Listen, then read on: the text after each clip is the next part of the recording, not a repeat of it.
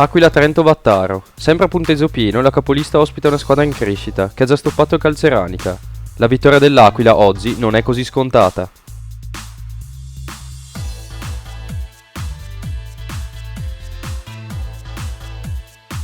Calzeranica Gardolo. La seconda e la terza si sfidano per diventare grandi, per capire la propria dimensione e la propria ambizione.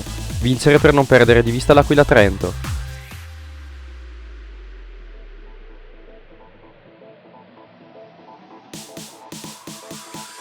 Civezzano Fassa. La terza in classifica va sul campo di chi sta giocando buone partite, ma con scarso risultato. I gol di Prati basteranno per debellare la minaccia di Piccoli e il suo Fassa?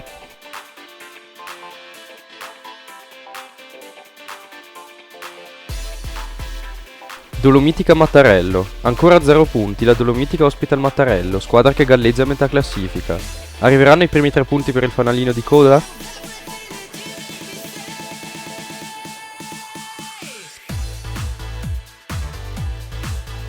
Lona Lases La Rovere. Due squadre che giocano bene, producono ma subiscono troppo e hanno solo 6 punti in 2.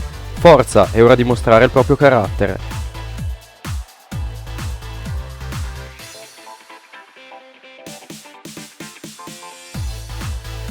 Telve Verla, una partita che sulla carta non è affatto semplice, ma che può riservare emozioni e gol. Chi avrà la meglio? I gialloverdi della Valsugano o i rossoverdi di Giovo?